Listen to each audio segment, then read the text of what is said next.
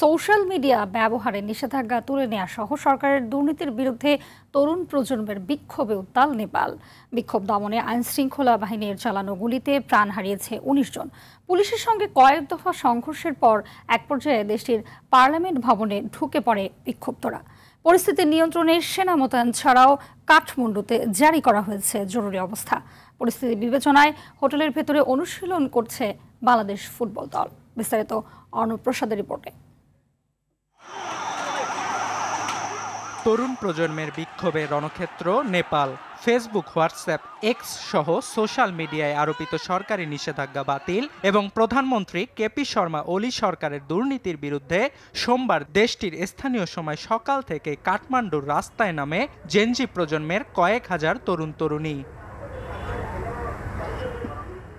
এক পর্যায়ে পুলিশের সঙ্গে সংঘর্ষে জড়ায় আন্দোলনকারীরা। তাদের দমাতে রাবার বুলেট, টিয়ার গ্যাস এবং জলকামান নিক্ষেপ করে পুলিশ। চালানো হয় গুলিও।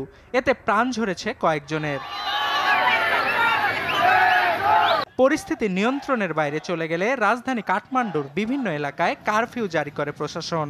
মোতায়েন করা হয় সেনাবাহিনীও। তবে সবকিছু উপেক্ষা করে রাজপথে সরকার বিরোধী বিক্ষোভে সরব জনতা। এক পর্যায়ে দেশটির পার্লামেন্ট ভবনে ঢুকে পড়ে বিক্ষুব্ধরা। চালানো হয় অগ্নিসংযোগ। গেল ২৮ আগস্ট নেপালের সক্রিয় সোশ্যাল মিডিয়াগুলোকে সরকারিভাবে নিবন্ধিত হওয়ার আদেশ দেয় দেশটির সরকার। এজন্য ৩ আগস্ট পর্যন্ত বেঁধে দেওয়া হয় সময়সীমাও। তবে অধিকাংশ সোশ্যাল মিডিয়া সরকারের এই নির্দেশনা মানেননি। ফলে গেল বৃহস্পতিবার থেকে ফেসবুক, এক্স, হোয়াটসঅ্যাপ সহ ২৬টি সোশ্যাল মিডিয়ার ওপর কার্যকর হয় সরকারি নিষেধাজ্ঞা।